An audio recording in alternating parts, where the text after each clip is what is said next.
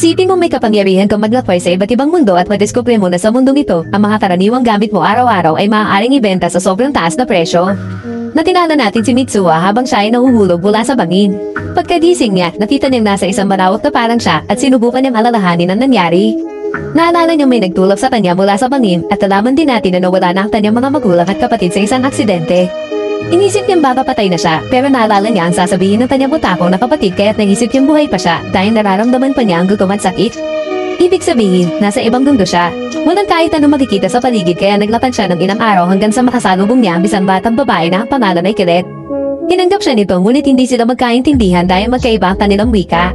Sa kabila nito, nagawa niyang ipakilala ang sarili at natuwa si Colette nang malaman ng pangalan niya. Kinabukasan, nagising si Mitsuha na lubos ang gumaling.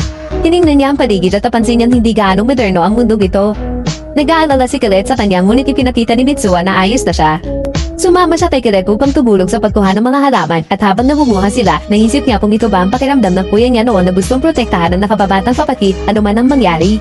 Biglang may lumitaw na mga lobo at tinulungan ni Mitsuha si Colette na mamakyat sa isang puno. Nilayon niya ang mga lobo ngunit natapa siya at habang sumusugod ang lobo sa kanya, bigla siyang na-teleport pabalik sa bahay nila sa Japan. Nakita niya ang isang bato at sa pagtanto niyang hindi pa naginip ang lahat. Agad niya kinuha ang mga sandata gaya ng slingshot at butsilyo ng kanyang kuya. Habang iniisip kung bakit siya babalik, naalala niya si Colette kaya nagdesisyon siyang bumalik.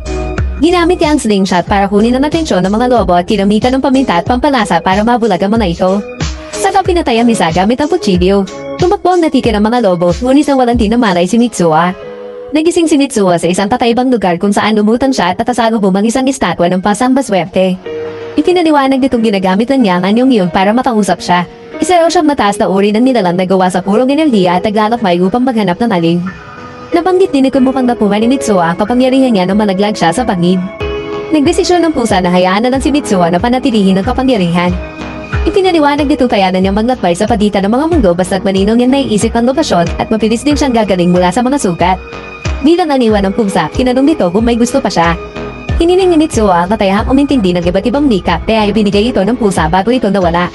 Pagkagising ni Mitsuha, nasa bahay na ulit siya ni Colette at kaya na niyang punawain ang wika dito. Nagpasalamat siya kay Colette sa pag-aalaga at bigla si Colette nang marinig siyang nagsasalita.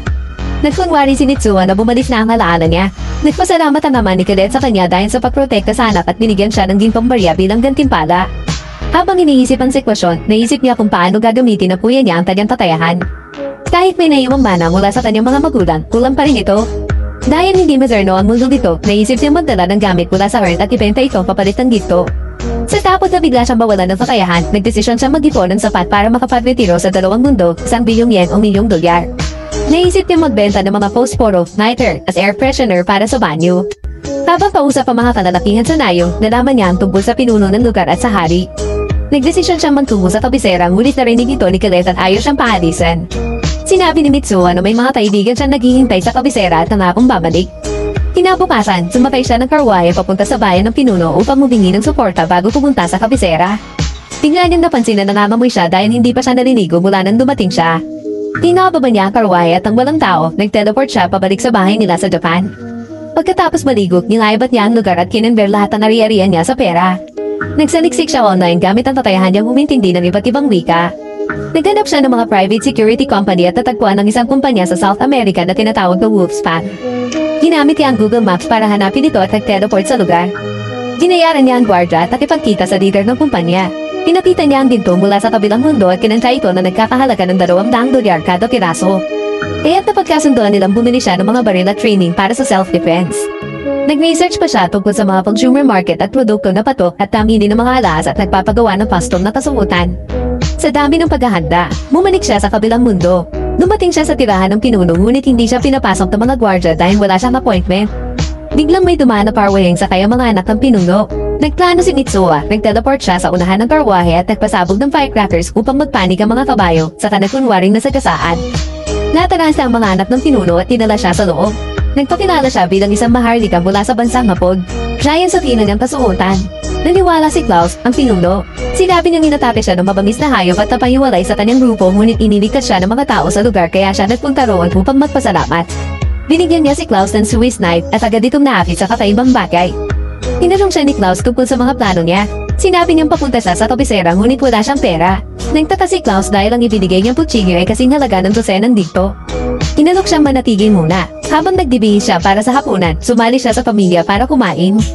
Ipinakilala ni Klaus ang kanyang nasawang si Iris, mga anak na sina Alexis, Theo, at Beatrice. Habang kumakain, na-disappoint si Mitsuha sa lasa ng pagkain kahit na maharlika sila pero nakisama na lang siya. Matapos kumain, tinanong siya ni Klaus kung sino talaga siya. Ikingwento niyang tumakas siya mula sa kanyang bansa upang iwasan ang sigadot sa pamana ng trono matapos mamatay ang kanyang mga magulang. Naantig si Klaus at sinabi ni Mitsuha na ibebenta niya ang kwintas niya kapalit ng dito. Biglang kinabahan si Iris nang makita ang kwintas